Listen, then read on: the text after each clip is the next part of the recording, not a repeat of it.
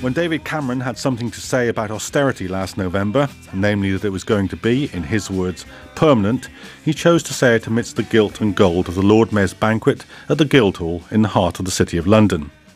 The venue could not have been more appropriate, for there are two cities in London, the City of London, the financial square mile, and the larger metropolis of which it's a part. Cameron chose to speak in the city of banks and corporations, not the city of working London. As you leave London and enter the city, passing the special bollards bearing the crest of the City of London, you enter a place apart.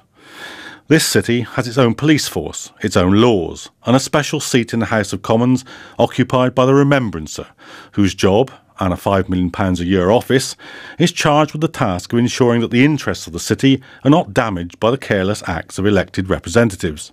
Even the electoral system in the city is different, where businesses have votes according to the number of people they employ. But where did all this begin? I went down to the Museum of London, which stands exactly on the line of the old wall round the city, to talk to Dr. Ariel Hassian of Goldsmiths College, University of London. The key transition of money is really something that happens in the 17th century, particularly with the diversification of goldsmith activities. From the 1660s, 1670s, they're beginning to issue notes saying, I promise to pay the bearer. They're beginning to issue cheques for the first time from about 1670. The focus that England has becomes much more international. It looks much more out into the continent.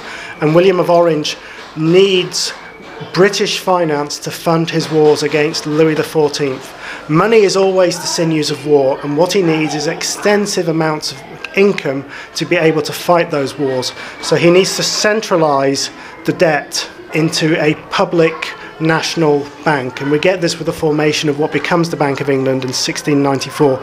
The connection with war is absolutely fundamental. You're paying for the war on the promise of getting the money, and you need a central organisation. The financing of war is an extremely political agenda. As soon as the city was established as a financial centre in its modern form, it went bust in one of the most spectacular crashes of all time. The South Sea Company was a slave trading company, but the real centre of the company's business was banking. The company took on the national debt of Great Britain after the War of the Spanish Succession in 1713. This early private finance initiative made the company all the rage among the elite. Politicians, ministers, and the King's mistress all bought shares and found themselves bound to the fate of the company. The price of South Sea Company shares rocketed from £100 to £1,000 each in a year. But as with every bubble, it had to burst. The price crashed back to £100 a share before the end of 1720. Banks and goldsmiths failed. Broken investors were outraged. Parliament was recalled. An investigation was announced, and when it reported in 1721, it revealed fraud at the highest levels among company directors and the cabinet.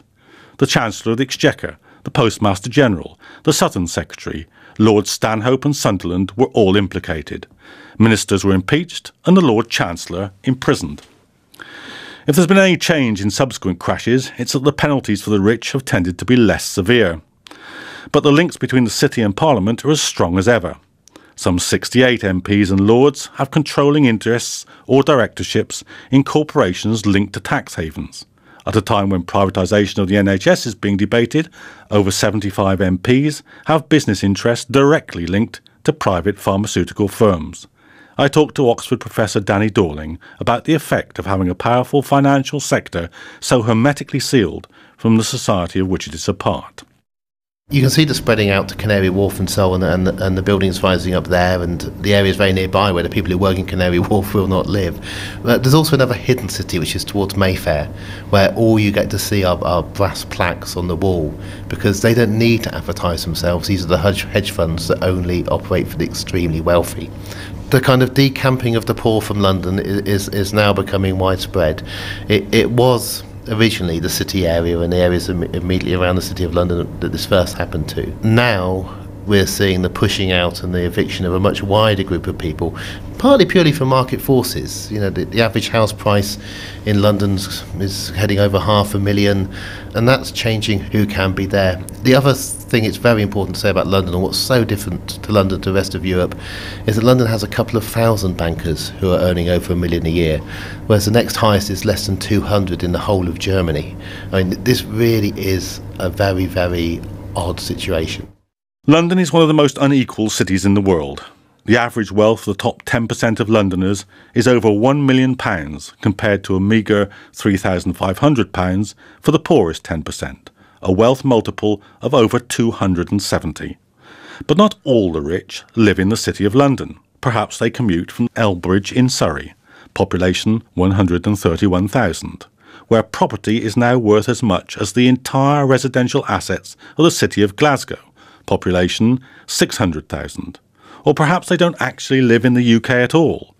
So-called super prime real estate, the top 5% of the most valuable properties, is over 50% owned by private funds and individuals from abroad, leading to the lights out syndrome of the richest areas of the city where houses are owner unoccupied. All this while a desperate housing shortage is felt at the bottom of the wealth pyramid. This wealth disparity is literally a matter of life and death. Life expectancy drops by 1 year for every stop travelled east on the Underground from Westminster on the Jubilee line. Adults in Hackney are twice as likely to die before their 65th year as those living in Kensington and Chelsea. The effect of the City of London is felt on the whole course of national economic development. Bank assets as a percentage of the entire wealth of the country have risen by nearly 200% since the Big Bang of the 1980s. Banks have become so important that in the 2008 crash, the government spent much more money to bail them out than in any comparable economy. Support for the banking sector in France was just 20% of national wealth. In Germany, 25%. Even in the United States, where the crisis began, it was only 35%. But in the UK, the government pumped money into the banks that was worth nearly 90% of our national wealth. I went down to the Royal Exchange, one of the oldest trading sites in the city, to talk to James Meadway, senior economist of the New Economics Foundation, about the economic impact of the city. Particularly after 1986 or so, it's positioning itself as a hub for money dealing right the way across the rest of the world. This is only incidentally related to what you or I or anybody else in the country does on a kind of day-to-day basis. Of course, we have large banks and it's a monetary economy, so we make use of them. But if you're talking about the city, this is focused on the rest of the world. And the offer really that it makes is, if you want to come and do some money dealing of some sort, if you want to create derivatives, if you want to trade options, if you want to do all these things, come to the city because it's cheap, we have people able to do it, you'll make a load of money out of it, it's a very permissive regulatory environment, we have a government that thinks what you're doing is great. It's a really good place for you to do this sort of thing. In fact, although city boosters claim that the city creates jobs, there are just 332,000 jobs in banking out of a workforce of 4 million in London. James Meadway again. It's the loss of manufacturing jobs which are often, usually, more secure, better paid than certainly what replaces them, which for most people over a period of time becomes worse paid, insecure, service sector jobs where you don't have the kind of protections that had developed in manufacturing industry. So you get a hollowing out of the labour market. You find lots and lots of people in these kind of service sector jobs that are actually not particularly pleasant. The appearance by now of 0 hours contracts, of falling wages, all the rest of it. And then a tiny section of society, particularly associated with financial services, does very, very well out of all of this. If you take, the top 1%, you're talking a good third are involved directly in financial services. There's a very, very large chunk of very rich people are directly engaged in financial services and have done very well out of the appearance of the city as such a major financial hub. This isn't the city that David Cameron likes to talk about. In his view, the city is an engine for the economy, a wealth generator. Its great oligarchs are worth the riches that they are paid. But that simply isn't the case. The city is a crash-prone debt generator. It is an engine of inequality. It disfigures the economy and blights the city. It is, as William Cobbett, the great 19th century radical, described it, the great wen, a boil on the face of the nation. I wander through each chartered street near where the chartered Thames does flow, and mark in every face I meet marks of weakness, marks of woe. In every cry of every man, in every infant's cry of fear, in every voice, in every ban, the mind-forged manacles I hear. How the chimney sweepers cry, every blackening church appalls, and the hapless soldier's sigh runs in blood down palace walls. But most through midnight streets I hear how the youthful harlot's curse blasts the newborn infant's tear and blights with plagues the marriage hearse. Ray Fiennes ending that report by the writer John Rees. Well, my